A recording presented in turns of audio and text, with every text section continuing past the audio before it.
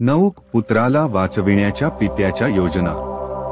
1 आपल्या पुत्राचा विवाह होऊन व त्याने सांसारिक जीवनात प्रवेश केला हे पाहून राजाला संतोष झाला।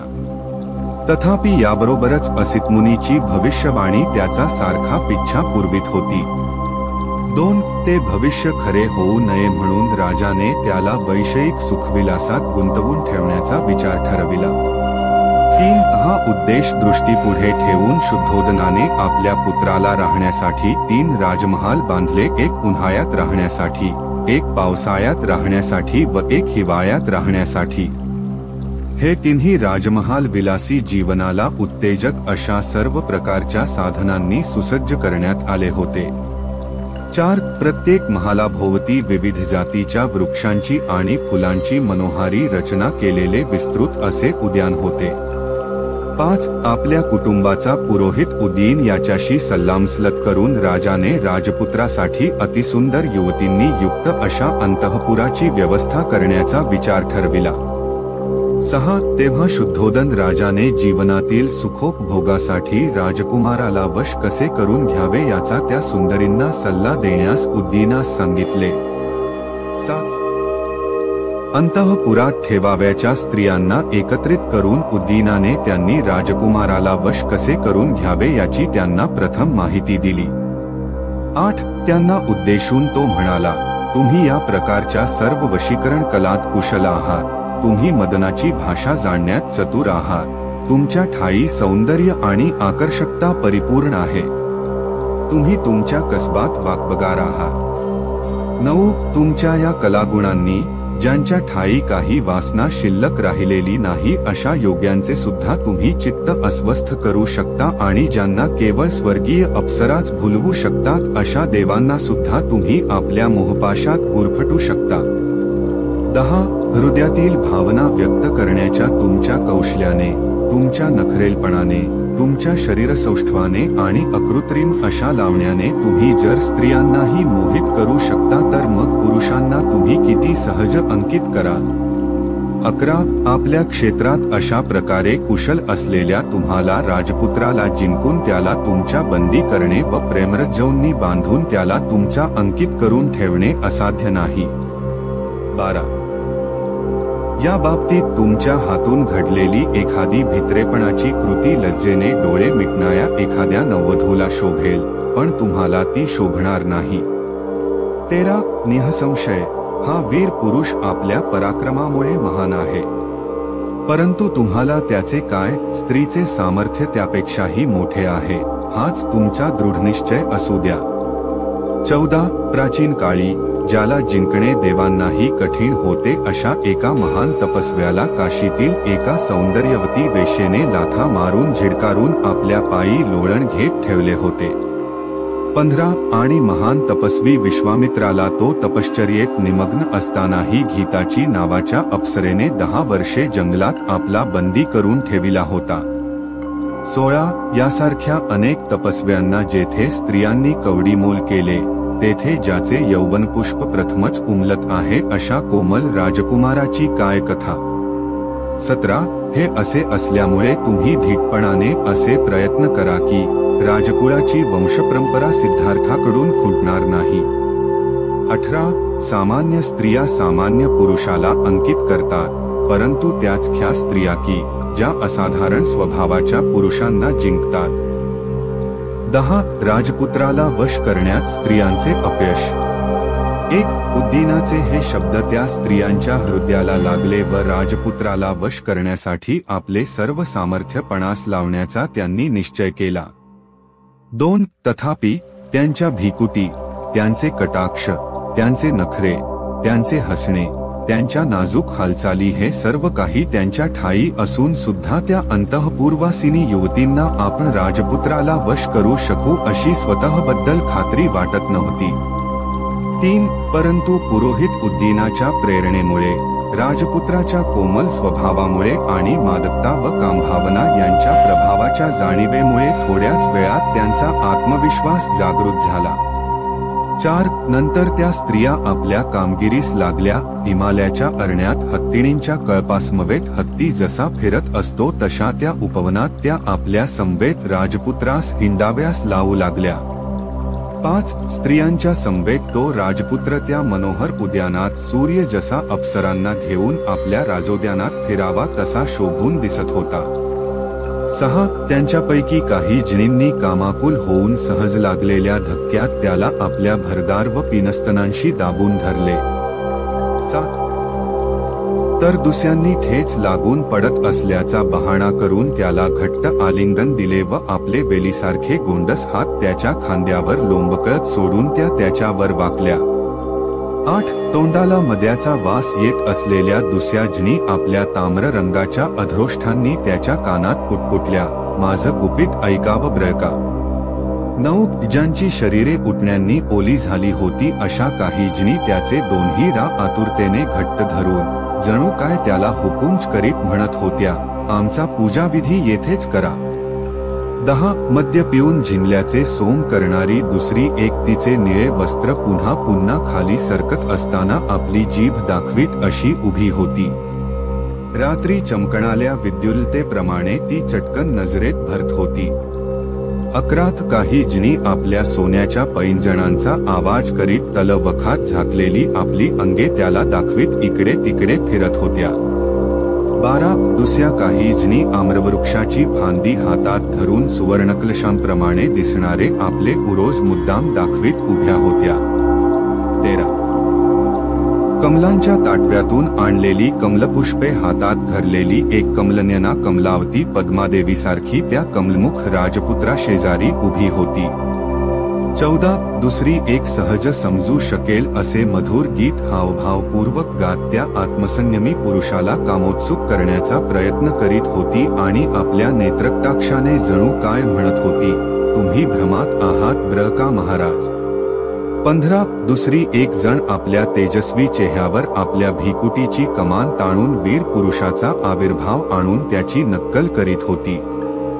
16 जिच्या कानांतील कुंडले वायाने सारखी हलत होती अशी उत्फुल्ल उरोज असलेली दुसरी एक यौवना त्याच्याकडे पाहत मोठमोठ्याने हसून जणू काही सांगत होती, जमत असेल तर पकडा मला. 17 दुसरीकडे जात असताना दुसऱ्या एकीने त्याला पुष्पहाराने बांधून ठेविले, तर बाकीच्या काही जणी मधुर पण हत्तीच्या मस्तकावरील अंकुशाप्रमाणे बोचक अशा शब्दांचा मारा करून त्याला जणू काय शिक्षाच करीत होत्या. 18 त्याच्याशी वाद घालण्याची इच्छा बाळगणाया दुसऱ्या एकीने आंब्याच्या मोहोराची डहाळी हातात धरून विषयवासनेने बेभान झालेल्या स्थितीत त्याला विचारले, हे कुणाचे फूल आहे. 19 दुसरी एक जण पुरुषी आव आणून त्याला म्हणाली, स्त्रीकडून जिंकला गेलेला तू आता जा, ही पृथ्वी पादाक्रांत कर. 20 दुसरी एक चंचलन्याना आपले नीलकमल हुंगीत उत्तेजित अवस्थेत काहीशा अस्पष्ट शब्दात राजपुत्राला उद्देशून म्हणाली. 21 नाथ, मधुसुगंधी मोहोराने बहरलेला हा आम्रवृक्ष पहा. यावर बसून सोन्याच्या पिंजात बंद करून ठेवल्याप्रमाणे कोकिळा येथे गात आहे. 22 इकडे या आणि हा अशोक वृक्ष पहा. प्रेमिकांची दुःखे तीव्र करणाऱ्या या वृक्षावर बसून हे भ्रमर असा गुंजारव करीत आहेत की जणू काय ते कामागनीने होरपळून निघाले आहे. 23 या हा आम्रवृक्षाच्या कोमल डहाळीने आलिंगलेला तिलक वृक्ष तर पहा. जणू काय हळदीची उटी लावलेल्या युवतीने शुभ्र वस्त्र परिधान केलेल्या पुरुषास आलिंगन दिले आहे. 24 हा फुललेला पूर्वक पहा. रक्तचंदन रसासारखा ताजा आणि टवटवीत दिसणारा हा वृक्ष जणू काय रमणींच्या नखांच्या रंगापुढे आप फिक्के आहोत असे वाटून खाली वाकला आहे. 25 या आणि सभोवार अंकुरलेला हा तरुण अशोक बघा. जणू काय आमच्या हातांच्या सौंदर्यापुढे लज्जित होऊन तो उभा आहे. 26 ज्याच्या काठावर सभोवार सिंदूरवराचे कुंज उगवलेले आहेत असे हे सरोवर पहा. जणू काय शुभ्र व तलव वस्त्रांकित अशी रूपसुंदरीच आराम घेत पहुडावी असे ते दिसत आहे. 27 स्त्री जातीचे सार्वभौम सामर्थ्य पहा. पलीकडे पाण्यात जी चक्रवाकी पुढे पुढे जात आहे आणि तिचा प्रियकर चक्रवाक पक्षी एखाद्या दासाप्रमाणे तिच्या मागोमाग जात आहे. 28 आपल्याच तंद्रीत गात असलेल्या कोकिळाचे ते स्वरालाप ऐका. दुसरी कोकिळा जणू काय त्याला निर्भयपणे रुकार दिल्यागत गात आहे असे वाटते. 29 वसंत ऋतूत पक्ष्यांत निर्माण होणारा उन्माद आपणातही निर्माण झाला असता व आपण किती बुद्धिमान आहोत अशा विचारात मग्न राहणाऱ्या पंडितांचा विचार आपणात नसता तर किती चांगले झाले असते. 30 अशा प्रकारे प्रेमासक्त झालेल्या या प्रमदांनी प्रेमयुद्धाच्या सर्व प्रकारच्या कृत्यांनी राजपुत्रावर हल्ला केला. 31 तथापि अशा प्रकारचे आक्रमण झाले असतानाही तो आत्मसंयमी राजपुत्र प्रमुदित झाला नाही किंवा हसलाही नाही. 32 त्यांच्या नैसर्गिक अवस्थेत त्या स्त्रियांना पाहून तो राजपुत्र स्थिर व एकाग्र मनाने विचार करू लागला. 33 या स्त्रियांत अशा कोणत्या गोष्टींची उणीव आहे की त्यांना इतकेही दिस नये की यौवन हे चंचल आहे. कारण वार्धक्य हे सौंदर्यात जे जे काही आहे ते सर्व नष्ट करणारे आहे. 34 अशा प्रकारे ह्या स्तुतिसुमनांचा वर्षाव अनेक महिने व वर्षे सारखा चालला होता परंतु तो सफल झाला नाही. 11 महामंत्र्यांकडून राजपुत्राची समजूत. 1 त्या तरुण स्त्रिया यशस्वी झाल्या व राजपुत्र काही त्यांच्याकडे आकर्षित झाला नाही हे उदयनाच्या लक्षात आले. 2 राजनीती कुशल असलेल्या उद्यवनाने स्वतःच शेवटी राजपुत्राशी बोलण्याचे ठरविले.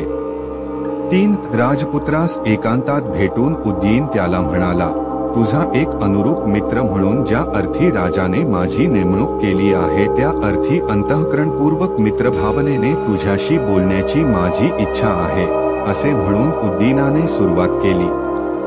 4 जे अहितकारक आहे त्याच्यापासून परावृत्त करणे, जे हितकारक आहे ते करण्यास प्रवृत्त करणे व संकटकाळी सोडून जाणे ही मित्राची 3 लक्षणे आहेत. 5 मित्रत्वाचे अभिवचन दिल्यानंतरही पुरुषार्थापासून तुला दूर जात असताना पाहून मी त्याकडे दुर्लक्ष करणे म्हणजे मी मित्रत्वाला पारखा झालो असे होईल. 6 कपटाने सुद्धा स्त्रीला वश करणे हे योग्यच आहे. त्यामुळे मनुष्याची लज्जाही जाते व त्याचे रंजनही होते. 7 आदरपूर्वक वागणूक व तिच्या इच्छेची परिपूर्ती यांनीच स्त्रीचे हृदय बांधले जाते. सद्गुणच ख्या अथनी प्रेमाचे कारण असतात. कारण स्त्रीला आदरभाव आवडतो. 8 मग हे विशाल नयनांच्या राजपुत्रा, जरी तुझ्या मनात नसले तरी तुझ्या सौंदर्याला साजेशा शालीनतेने तू त्या स्त्रियांना प्रसन्न करण्याचा प्रयत्न नाही का करणार. 9 विनय हा स्त्रियांना सुगंधी उठण्याप्रमाणे सुखकर वाटतो. विनय हा एक बहुमोल अलंकार आहे. विनयावाचून सौंदर्य हे पुष्पविहीन उद्यानासारखे आहे. 10 पण केवळ विनयाचा काय उपयोग. त्याच्या बरोबर हृदयातील भावनेचीही जोड असली पाहिजे. मोठ्या कष्टाने प्राप्त होणारे कामभोग तुझ्या मुठीत आहे. मग खात्रीने तू त्यांचा तिरस्कार का करावा. 11 काम हाच सर्वप्रथम पुरुषार्थ मानून प्राचीन काळी इंद्राने गौतम ऋषीची पत्नी अहिल्या हिचे प्रियाराधन केले. 12 अशाच प्रकारे अगस्ती ऋषी सुद्धा सोमाची पत्नी रोहिणी हिच्याशी रम्माण झाला आणि श्रुती सांगतात लोपामुद्रेचीही तीच गत झाली. 13 महान तपस्वी बृहस्पतीने औथ्याची पत्नी व मरुताची कन्या ममता हिला भोगून भारद्वाजाला जन्म दिला. 14 श्रेष्ठे दाता अशा चंद्राने बृहस्पतीच्या पत्नीला ती अर्घ्यप्रदान करीत असताना ग्रहण करून तिच्या ठाई दिव्य बुधाला जन्म दिला. 15 अशाच प्रकारे प्राचीन काळी विषयासक्त झालेल्या पराशर ऋषीने सुद्धा यमुना नदीच्या काठी वरुणाच्या मुलाची मुलगी कुमारी काली हिच्याशी सहवास केला. 16 कामातुर वसिष्ठ ऋषीने अक्षमाला नावाच्या एका खालच्या जातीतील हीन स्त्रीशी होऊन कपिंगलाद नावाच्या पुत्रास जन्म दिला. 17 आणि वार्धक्याने गलितगात्र झालेला असताही राजर्षी ययाती चैत्ररथवनात विश्वाकी अप्सरेबरोबर रम्माण झाला. 18 आणि पत्नीशी संभोग केल्याने आपला मृत्यू ओढवेल हे जाणत असून सुद्धा कौरवनरेश पंडू माद्रीच्या सौंदर्य गुणावर मुग्ध होऊन विषयसुखाच्या अधीन झाला. 19 यासारख्या अनेक महान पुरुषांनी सुखासाठी निंदनीय कामोपभोगाचा अवलंब केला, तर मग जे भोग प्रशंसनीय आहेत अशांचा अवलंब करणे किती सुखद होईल. 20 आणि असे असताना तुझ्यासारख्या शक्ती व सौंदर्य संपन्न युवकाने ज्या सुखाच्या अधीन सर्व जग आहे आणि ज्या सुखावर स्वभावतःच तुझा हक्क आहे त्या सुखाची उपेक्षा करावी हे आश्चर्य आहे. 12 राजपुत्राचे महामंत्र्यास उत्तर. 1 पवित्र परंपरेने समर्थिलेली व योग्य वाटणारी महामंत्र्याची ही वचने ऐकून मेघगर्जनेसारख्या आपल्या आवाजात राजपुत्राने उत्तर दिले. 2 माझ्याबद्दलचा स्नेहभाव व्यक्त करणारी तुझी ही भाषा तुला योग्यच आहे, परंतु माझ्या संबंधी तुझी चूक कुठे होत आहे हे मी तुला पटवून देईन. 3 मी ऐहिक विषयांची अवहेलना करीत नाही, सर्व मानमात्र त्यात गुरफटलेला आहे हे मला माहीत आहे, पण हे जग अनित्य आहे याची जाणीव असल्यामुळे माझे मन त्यात रमत नाही. 4 यद्यपि हे स्त्री सौंदर्य कायम राहिले तरी सुद्धा विषयोपभोगातच आनंद मानून राहणे सुज्ञ माणसाला शोभणारे नाही. 5 आणि जरी तू म्हणत असलास की थोर थोर महात्मे सुद्धा विषयवासनेला बळी पडले, तरी त्यांच्या त्या उदाहरणांना भुलू नकोस, कारण त्यामुळे शेवटी त्यांचा नाशच झालेला आहे.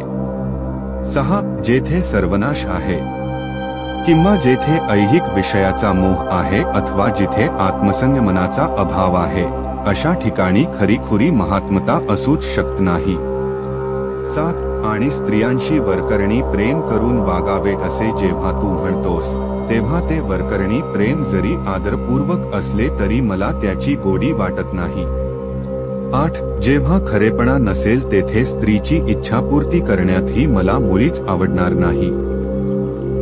जर संयोग मनापासून व नैसर्गिक नसेल तर त्या संयोगाचा धिक्कार असो, असेच मी म्हणे. 9 मन विषयाधीन झाले असेल, मिथ्यत्वावर विश्वास ठेवणारे असेल, विषयवस्तूंचे दोष पाहणारे असेल तर मग अशी वंचना करून घेण्यात काय अर्थ आहे. 10 आणि विषयवासनेचे बळी जर एकमेकांची फसवणूक करू लागले तर ते पुरुष आणि त्या स्त्रिया एकमेकांकडे पाहण्यासही अपात्र आहे, असेच नाही का. 11 या गोष्टी अशा असल्यामुळे मला खात्री आहे की अशा नीच विषयभोगाच्या कुमार्गाकडे तू मला नेणार नाहीस.